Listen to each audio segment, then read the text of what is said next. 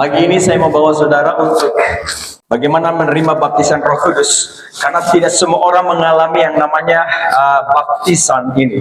Ini sangat penting karena ketika orang mengalami baptisan Roh Kudus, ada satu kerinduan yang sangat dalam, ada satu keinginan yang sangat kuat untuk menyembah Tuhan. Kita lihat di dalam kitab Kisah Para Rasul pasal 2 ayat 1 sampai ayat yang keempat di sana. Tulis di situ menerima baptisan Roh Kudus atau baptisan Roh.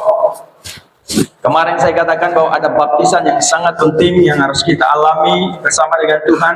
Ketika kita sudah dibaptis secara selam, dibaptis air, kita harus mengalami yang baptisan selanjutnya adalah baptisan Roh.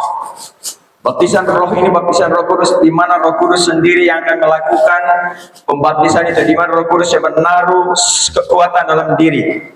Ketika Tuhan menaruh kekuatan dalam diri kita, akan terjadi sesuatu. Kita orang-orang yang sudah diselamatkan, kita akan mengalami yang namanya baptisan Roh. Kalau orang belum diselamatkan, belum bertobat, baptisan ini tidak bisa dialami.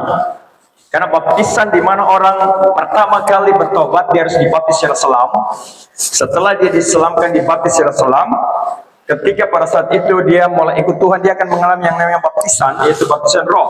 Ya, baptisan di mana Roh Kudus yang akan bermanifestasi, Roh Kudus yang menaruh hidupnya di dalam diri orang percaya, pribadi-pribadi orang percaya. Dan itu Alkitab mengatakan di sana.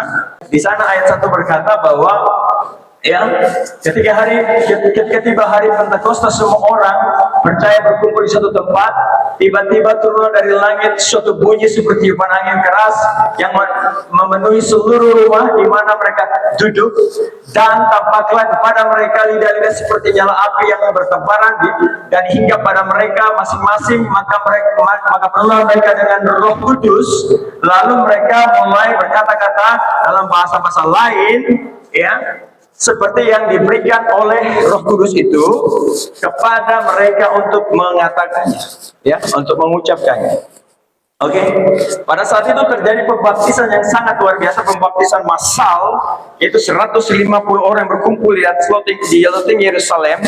Dan ketika Roh Kudus hadir, Roh Kudus mulai mendownload semua yang ada di sorga di dalam diri orang percaya, supaya ada aplikasi roh, supaya dalam diri kita tidak ada perkara-perkara duniawi, tetapi ada perkara rohani yang Tuhan taruh di dalam diri kita, yang didownload oleh Roh Kudus, supaya Roh Kudus dapat bermanifestasi dengan mudah di dalam diri orang percaya. Karena itu perkara ini tidak bisa ditaruh kepada orang-orang yang belum bertobat. Baptisan di mana orang belum bertobat harus melalui baptisan air, yaitu tanda di mana dia dimeteraikan, disahkan dalam kitab kehidupan. Ya, pada waktu kita dibaptis, pada saat itu nama kita tertulis dan kita disahkan, inilah anakku yang kukasihi. Jadi apa yang Yesus buat itu akan terjadi dalam diri gerejanya. Yesus datang ke dalam dunia ini untuk menunjukkan apa yang harus gereja lakukan. Yaitu gereja kehilangan cara yang benar, gereja ketika waktu mulai jatuh dalam dosa, gereja kehilangan pujian penyembahan, gereja kehilangan metode cara untuk bagaimana memuji, menyembah, beribadah kepada Allah. Karena itu Yesus datang untuk membawa pola yang baru, pergerakan yang baru. Yesus datang membawa pola yang baru, ya, pergerakan yang baru. Karena itu, saudara, pergerakan lama itu pergerakan Taurat. Ya, pergerakan Taurat di mana Musa membangun kemah dan Tuhan beritahu kepada Musa di atas gunung itu cara beribadah kepada Allah seperti ini. Kau harus buat tenda, kau harus membuat alat-alat untuk beribadah. Tetapi masuk di dalam perjanjian baru, kegerakan yang baru, perjanjian yang lama itu ada di belakang dan perjanjian yang baru itu dilakukan secara akurat oleh Kristus Yesus. Karena itu Yesus berkata, semua yang datang sebelum aku adalah pencuri dan perampok, artinya ilegal. Jadi Taurat ditunjukkan, kasih karunia diberikan kepada gereja. Dulu waktu zaman Taurat, orang yang tidak kudus nggak bisa melayani, nggak bisa. Ya, orang yang mau masuk di dalam ruang kudus itu harus betul-betul disterilkan, hidupnya kudus. Ya, supaya pada waktu dia masuk di dalam ruangan itu dia tidak mati. Ya, pada zaman itu memang betul-betul kekudusan Tuhan dinyatakan tidak kompromi. Ketika kasih karunia datang melalui Yesus Kristus, dia membangun pola yang baru, pola yang akurat, pola yang benar, Karena itu saudara yang kasih, Roh Kudus membantu gerejanya untuk memberitahu cara beribadah dalam roh dan kebenaran. Allah itu roh, dan barang siapa menyembahnya harus menyembahnya dalam roh dan kebenaran. Saudara belum sampai doa mengatakan sesuatu, Tuhan sudah tahu niatmu. Dasarnya Tuhan kita itu. Kita tidak perlu melakukan dengan arah di mana kota kudus itu berada. Ya, seperti memang zaman perjanjian lama, Daniel itu membuka ruang atas lantai 3, Alkitab berkata. Lantai paling atas dia berdoa, dan dia membuka jendela atau ruangan yang terhubung kepada kota suci. Itu kiblat. Ya, kiblat orang Kristen memang di kota suci. Tetapi ketika Yesus datang dengan hukum kasih karunia, kita nggak perlu lagi pergi ke Yerusalem, pergi ke Israel untuk mengadakan penyembahan baptisan, apalagi di sana di Yordan. Ya, cukup kita di sini, kita menyembah dalam roh, kita jumpa dengan Tuhan. Kita nggak perlu ke Sion, kita tidak perlu ke Gunung Sion yang ada di Timur Tengah di Yerusalem sana, tempat orang menyembah Tuhan di sana. Cukup kita ada di Papua, cukup kita ada di rumah kita, di kamar kita, cukup kita tutup mata, kita mulai terhubung secara roh. Karena Alkitab berkata Allah itu roh. Makanya Roh Kudus harus datang, berjumpa dengan gerejanya, baru kita akan dibukakan segala sesuatu.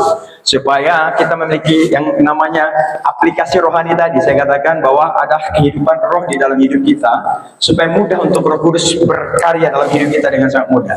Ya, Tuhan bisa bermanifestasi, Tuhan bisa menaruh karunia-Nya. Belum bisa Tuhan lakukan kalau kita belum melalui jalur-jalur tadi. Pertobatan itu harus terjadi dalam diri kita dulu. Waktu kita sudah bertobat, baru kita mulai membangun persekutuan.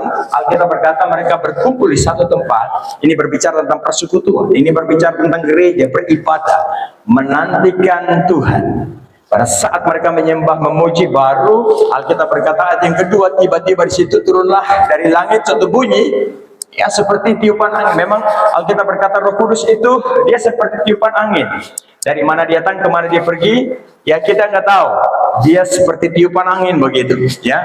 Dia datang dengan berbagai macam tanda. Seperti angin, seperti api, seperti burung merpati dan macam-macam, ya. Tapi Roh Kudus itu pribadi. Dia pribadi. Dia bisa mewujudkan diri berbagai macam cara. Kemarin saya bicara di MNMI bahwa waktu Yesus datang ke dalam dunia, dia tidak mewujudkan diri seperti pada waktu Musa berjumpa dengan Allah di atas gunung Sinai itu. Ya. Waktu Yesus datang ke dalam dunia ini, dia tidak mewujudkan dirinya seperti perapian yang menyala-nyala di padang gurun itu, dan kemudian Musa mendekati perapian itu.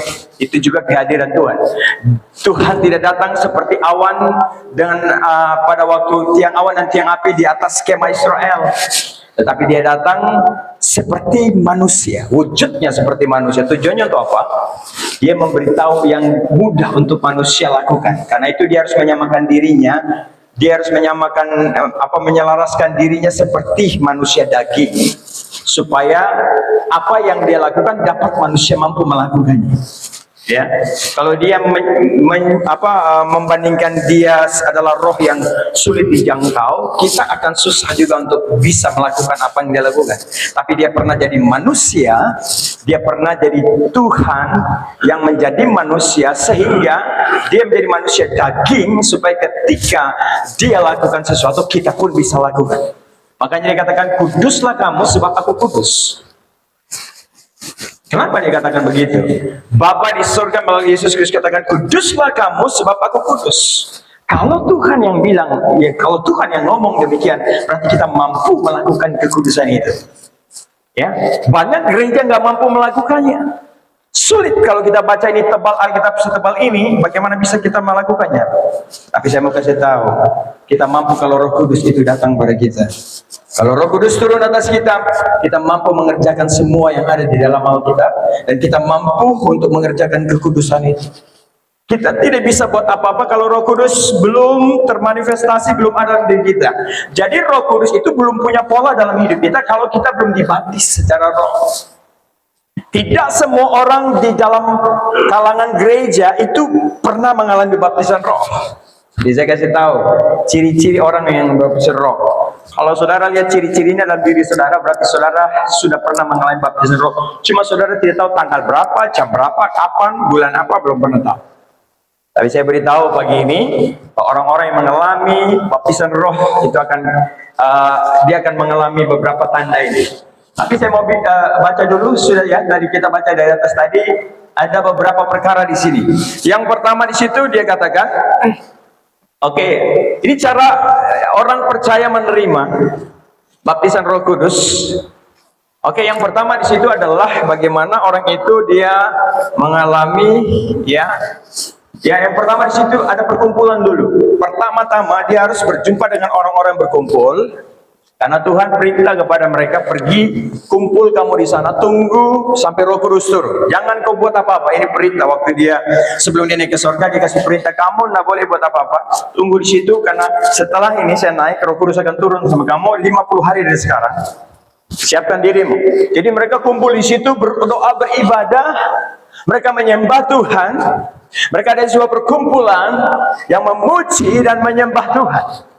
Alkitab berkata di situ, nah ini yang pertama, harus ada perkumpulan, ada doa, ada pujian, ada penyembahan, ada doa puasa, ada persekutuan, ada kesaksian. Ada banyak hal yang harus dilakukan dalam perkumpulan itu. Makanya gereja itulah perkumpulan. Perkumpulan itu sudah berakhir di dalam Yerusalem, tapi wujud nyata hari-hari ini gereja adalah perkumpulan. Tuhan katakan kepada murid-murid, di satu waktu tentukan waktumu dan kumpullah di satu tempat. Jadi kalau Tuhan izinkan masa itu sudah berakhir, tetapi waktu yang kita sedang lakukan secara rutin adalah hari Minggu, hari Sabtu, hari doa puasa, ya, hari libur di mana kita bisa ambil doa semalam. Kita tentukan waktu perkumpulan karena Roh Kudus akan datang di situ. Dan kita bisa memuji, menyembah. Yang pertama harus ada perkumpulan orang percaya dulu. Kita tidak bisa mengalami perjumpaan kalau kita tidak mulai dari perkumpulan persekutuan itu.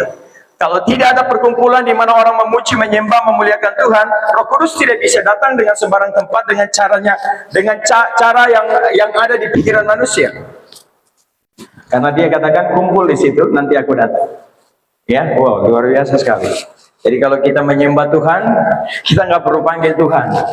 Ya, kita nggak perlu panggil, dia udah tahu dah. Kalau kita sudah kumpul, kita sudah menyembah, namanya sudah dimuliakan di situ, pasti dia hadir. Karena tempat di mana dia hadir, tempat yang di mana tempat itu memuliakan, meninggikan. Ya, barang siapa mengaku Yesus Kristus adalah Tuhan, ya, dia adalah roh dari Allah. Alkitab berkata demikian. Yang kedua di situ tadi Alkitab kita baca dari pertama, dia katakan turunlah dari langit suatu bunyi seperti tiupan angin keras, ya, yang memenuhi seluruh rumah di mana mereka duduk. Perhatikan itu, kehadiran Tuhan begitu dahsyat. Pada saat perkumpulan itu terjadi, ada respon dari surga. Pada waktu orang beribadah hari Minggu seperti ini, maka surga akan merespon itu. Ya, perhatikan di situ ada tiupan angin, tiba-tiba dari langit turunlah suatu bunyi yang sangat dahsyat, ya, bunyi guru yang sangat dahsyat seperti guntur yang besar, dan ada tiupan angin yang dahsyat seperti angin taufan, dan yang masuk ke dalam rumah itu, dan Alkitab berkata disitulah Roh Kudus hadir, ya, surga meresponi sesuatu karena ada perkumpulan. Pada waktu Paulus dan Silas ada di penjara Filipi, pada waktu itu mereka ditahan dengan 12 kelompok, 12 regu orang tentara yang menahan mereka. Alkitab mencatat di situ mereka dipasu, tangan mereka ikat. Pada waktu jam 12 malam, kurang lebih Alkitab berkata jam 12 malam kira-kira, mereka memakai mulut mereka untuk menyembah Tuhan. Allah kuasa melakukan segala, ada nyanyian, ada persekutuan, ada pujian, ada respon yang terjadi. Pada waktu mereka berkumpul, mereka menyembah. Paulus dan Silas sepakat, yuk kita menyembah dia. Karena saat ini kita udah nggak bisa lagi melakukan perlawanan apapun. Kita sudah tidak punya kekuatan apapun, hanya dia, hanya Tuhan yang sanggup. Saudara tahu, begitu dahsyatnya surga merespon mereka karena ada nyanyian, ada pujian, penyembah. Makanya saya sering kali bilang bahwa kalau saudara pimpin pujian, ya, nyanyi lagu-lagu yang dimana Allah kita selalu di dalam lagu itu ditinggikan, ya. Alkitab berkata ketika Allah ditinggikan, maka hadirat Tuhan itu memenuhi tempat itu. Ada lagu-lagu yang hampir nama Yesus cuma disebut di dalamnya cuma satu kali aja. Ya, tapi ada beberapa lagu yang terus Yesus itu ditinggikan di dalamnya terus menerus. Ya, jadi kalau kita pilih lagu-lagu, cari lagu-lagu yang lebih banyak dia ditinggikan. Kalau kau merasakan dalam bab 1, bab 2, kau rasakan ada hadirat Tuhan di bab 2, ulang-ulang di bab 2. Kalau kau rasa hadirat Tuhan ada di refnya, ulangi di ref. Bab 1, bab 2 nggak perlu. Ref kau naikkan, kau akan rasakan sesuatu hadirat. Nggak penting dengan kalimat-kalimat apapun. Yang penting gimana ketika nyanyi, Roh Kudus ada di situ. Terus. Terkadang saya merasakan ada hadirat Tuhan ketika beberapa kalimat itu dinyanyikan. Dan saya merasakan saya harus lebih terus di situ. Dan ketika waktu saya naikkan penyembahan, di ref itu hadirat Tuhan memenuhi tempat itu. Oke, kemudian yang ketiga di situ apa? Ketiga di situ Alkitab berkata di situ, "Tapatlah kepada mereka lidah-lidah seperti nyala api yang bertebaran dan hingga pada mereka masing-masing." Artinya bahwa pada saat kemudian pada waktu ada perkumpulan, kemudian tiba-tiba sesuatu terjadi turun, itu berbicara kehadiran Tuhan, dan kemudian kehadiran itu terlihat begitu jelas. Karena waktu tiupan angin ini kan tidak bisa kelihatan, hanya angin, orang nggak bisa lihat angin saat ini. Tetapi pada waktu terus-menerus mereka meresponi dan mereka terus fokus tegun, mereka mulai melihat tiba-tiba muncul di atas kepala ada api di atas kepala mereka. Bagaimana Roh Kudus menyatakan dirinya seperti api, tadi seperti angin kan, kemudian seperti api dinyatakan dirinya lagi. Dia hadir seperti api-api kecil di atas kepala mereka. Alkitab berkata itulah kehadiran. Dia mewujudkan dirinya. Dia hadir dan memenuhi semua orang di situ. Nah, Alkitab mengatakan setelah mereka berkumpul, Roh Kudus turun, dia menyatakan dirinya, mewujudkan dirinya, kemudian di situ Alkitab berkata yang keempat adalah penuhlah mereka. Saudara perhatikan, Roh Kudus itu dia turun, kemudian dia nampakkan diri, maka semua itu dipenuhi dengan Roh Kudus. Orang-orang yang ada di situ terjadi lawatan. Ya, mereka alami dimensi roh. Nah, ini saya katakan baptisan roh. Ini saya katakan baptisan roh. Ada nggak saudara yang hari-hari ini menyembah sampai betul-betul bisa melihat sesuatu, bisa merasakan hadirat Tuhan? Ya, itu tanda di mana orang-orang tersebut pernah mengalami yang namanya baptisan roh. Dan saya akan jelaskan terus lebih lanjut. Kemudian yang terakhir di situ, yang kelima adalah mereka mulai berkata-kata dengan bahasa roh. Ya, siapa yang kasih tahu mereka bahasa roh? Tidak, mereka nggak tahu. Tapi Roh Kudus yang menaruh bahasa roh dalam diri mereka. Makanya kalau saudara masuk di gereja pertobatan itu ada bahasa roh, karena mereka ya lebih banyak kepada namanya gereja Pantekosta di Indonesia itu karena pergerakan roh itu. Ya, pergerakan roh di mana orang mulai bisa berkata-kata, bisa dapat penglihatan, bisa punya karunia kesembuhan dan macam-macam. Ya. Oke, jadi ini yang terjadi, ya. Mereka mengalami manifestasi, bisa berkarunia, ya. Mulai berkata-kata dengan bahasa roh seperti yang diberikan oleh Roh Kudus kepada mereka untuk mengatakannya. Haleluya. Jadi ada bahasa roh. Alkitab berkata waktu orang berbahasa roh, berdoa dengan bahasa roh, Roh Kudus membantunya berdoa kepada Allah hal-hal yang tidak terungkapkan. Artinya kita punya banyak keluhan yang mungkin kita nggak bisa mengungkapkan, tapi Roh Kudus akan datang di hadapan Bapak. Ini dia kasih tahu seperti ini, begini, dia punya masalahnya begini, dia butuh ini, dia macam-macam lah begitu, kira-kira. Jadi kalau kita pakai bahasa roh, ya, bahasa ini memperkuat rohani kita. Ya, saya puasa 5 hari, 1 minggu. Kemudian saya sudah mulai hari ketiga sudah mulai lemah sekali. Tulang-tulangnya seperti tidak mampu untuk berjalan karena sudah total tidak makan, tidak minum. Jadi hari ketiga saya mulai Tuhan bilang bahasa roh. Saya ada di sekolah Alkitab dan kemudian tahun 2000 saya mulai berkata-kata dengan bahasa roh. Bahasa roh. Tiba-tiba ada kekuatan itu termanifestasi dalam diri saya.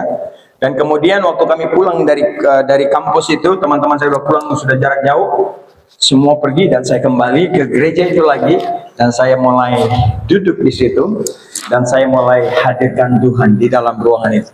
Saya menyambut. Jadi hari-hari saya studi itu bagaimana saya mulai mengalami perjumpaan dengan Tuhan di tahun-tahun itu. Bagaimana saya menyerahkan hidup saya secara total kepada Tuhan. Menyembah. Yang selanjutnya saya akan bersaudara untuk melihat ada tanda-tanda orang mengalami baptisan Roh Kudus. Yang pertama orang mengalami baptisan Roh Kudus, dia memiliki karunia karena Roh Kudus. Entah karunia bahasa roh, penglihatan, mimpi, kesembuhan. Banyak sekali karunia Tuhan taruh dalam diri dia. Itu tanda orang dibaptis oleh Roh Kudus, dia akan mengalami karunia-karunia ini. Ya.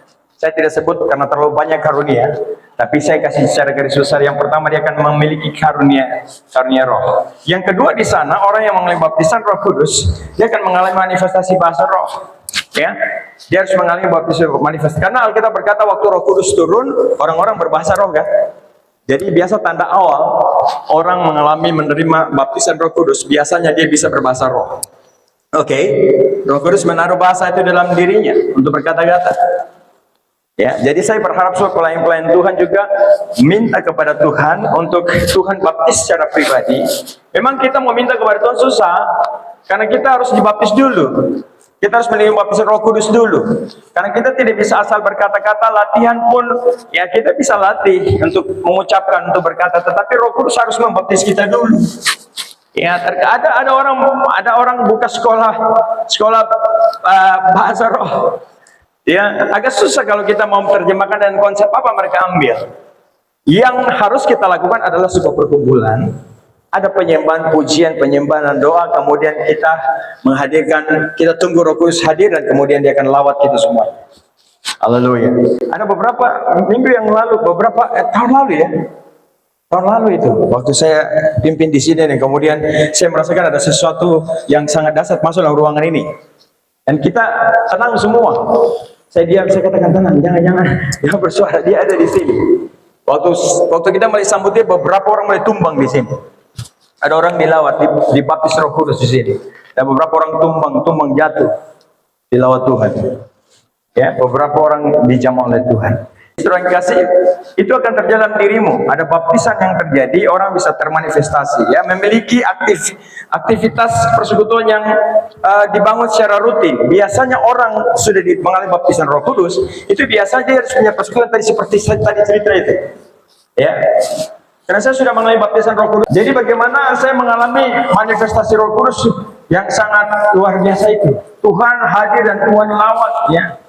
Itu saya mengalami itu. Jadi harus ada persekutuan yang dibangun, terus menerus. Dia memiliki aktivitas persekutuan yang dibangun secara rutin. Jadi terus menerus dia bangun. Biasanya orang yang dewasa secara rohani itu orang yang pernah mengalami baptisan lawatan Roh Kudus. Ya. Ya, ada beberapa kriteria. Dia memiliki karunia, dia mengalami manifestasi bahasa roh, dia bisa berbahasa roh saat dia pimpin pelayanan, dia bisa berdoa dengan bahasa roh. Itu sudah ya termasuk di dalam dia pernah mengalami jamahan dan lawat. Dia punya manifestasi persekutuan. Nah, jadi seperti ini. Ya, kuasa yang diterima, ya, kuasa Alkitab berkata di situ, tetapi kamu akan menerima kuasa kalau Roh Kudus turun atas kamu. Jadi pada waktu Roh Kudus membaptis kita dengan rohnya, artinya dia turun itu akhirnya membaptis kita. Ya, Roh Kudus membaptis kita, dia turun, dia menjamah kita, baru kita dapat karunia, baru kita bisa menyembuhkan orang. Ya, kita bisa menyembuhkan orang, yang menjadi saksiku di Yerusalem. Kita bisa memberitakan Injil dengan hikmat dari Allah. Saudara ikut Tuhan, kita jalan bersama-sama, so akan melihat manifestasi kuasa Tuhan bekerja di saudara. Bangkit berdiri, berikan kemuliaan bagi Tuhan. Haleluya. Bangkit berdiri semuanya.